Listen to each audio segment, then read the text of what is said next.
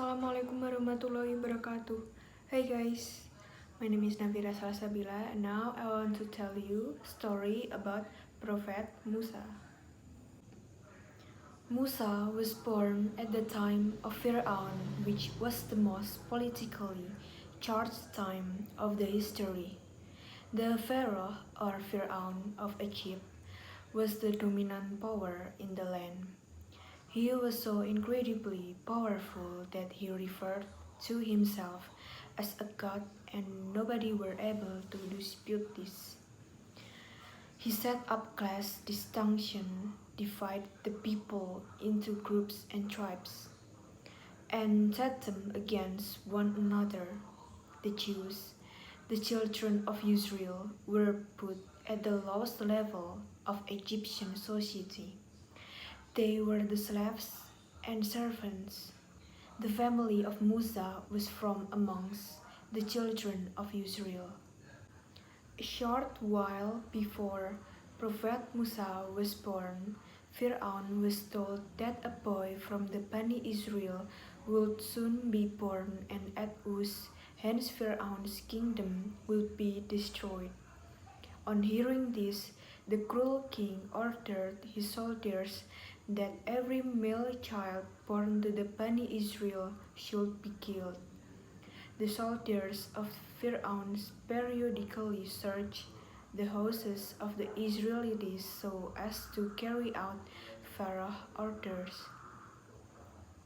Musa's mother had prepared a plan for him.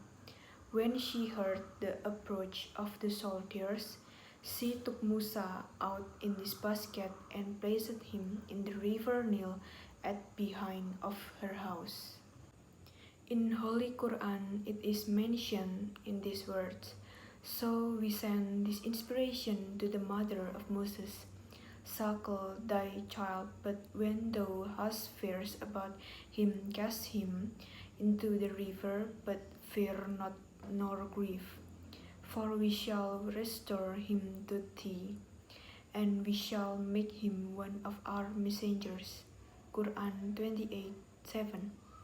The basket in which Prophet Musa was put in by his mother floated towards the palace of Fir'aun, where his men fished it out and brought the baby to him.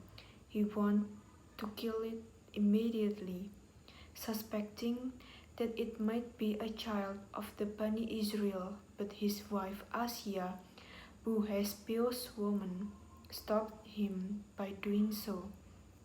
They did not have children of their own, so she asked him to adopt the child. Fir'aun agreed to his wife Asia's request, and then called some woman to feed the crying child. Yet the baby refused milk from all the women who came to feed him, except his own mother. In this way, Allah Almighty rejoined mother and child in the palace of Fir'aun, who was the greatest enemy of her son. Prophet Musa grew up in Fir'aun's home and was familiarized with the state affairs. When he reached adulthood, once involved in a fight between an Israelite and an Egyptian, resulted in killing the latter recklessly. Prophet Musa went to the Madian where he married Safura, daughter of Prophet Shu'aib. After staying some time in Madian, he left to return to Egypt. On their way to Egypt, in the severe winter night, Prophet Musa and his wife, who had lost their way, saw a fire in the distance. Prophet Musa told his wife to stay where she was, and he went to the fire, thinking he would bring some of it back. When Musa reached near the fire, he saw that the flames were coming from a green tree, but there was no one present. While Prophet Musa looked around in surprise, he suddenly heard a voice saying, "Oh Musa, I am your Lord. The voice then asked him to throw his stick onto the ground. At once it changed into a serpent, which scared him. Musa was then commanded to leave the snake without any fear, and as he did so, it changed back into a stick. And then he was told to put his hand under his armpit. When he drew it out again, his hand glowed with a bright light like the sun. The divine voice said to him, "O Musa, these are the two great signs of your Lord. Go back to Pharaoh and his people and invite them towards your Lord." After getting these signs from Allah Almighty, Musa went to Pharaoh and told him that he is the messenger of Allah Almighty, for that he has proofs. Musa threw his stick on the ground and it changed into a snake. The miracle frightened Pharaoh and he turned to his minister for advice. They told him that Prophet Musa was just a good magician and that their own magicians could easily perform such tricks. Then Pharaoh called all the great magicians to his court so that they could do the same trick as Musa did. When they were told what had to be done, they were not worried.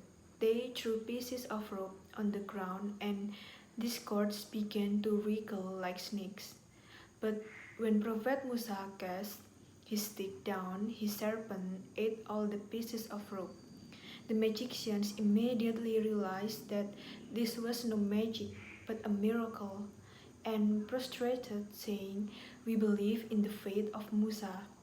Allah Almighty told Prophet Musa to warn Pharaoh that he would punish him and his people if they continue in their ways and don't accept your faith. But Pharaoh was too proud to listen to the warning. So, for punishing him and his followers, the country was hit by famine. Swarms of locusts ate away the crops. The river Nile flooded its bank, causing great destruction. The people were afflicted with lice and tumors. When all of this happened, the people rushed to Prophet Musa, asking him to pray for their relief and promise to follow his religion. But when they were cured and the situation improved, they returned to their idol worship. Musa gathered the people of Bani Israel and left for Palestine. When Pharaoh learned of their escape, he followed them with a huge army. When Musa with people of Bani Israel reached the Red Sea, they saw Pharaoh approaching towards them and were sure they were going to be killed. Yet, Prophet Musa struck the waters of the sea with his stick, and the waters parted, making a dry path. The people crossed safely. When Pharaoh saw the path, he entered the sea at the head of his army. But while he was in the middle of the sea, the water suddenly closed around him and his men.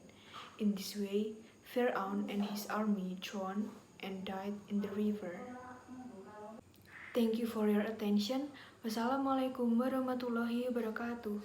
Bye bye.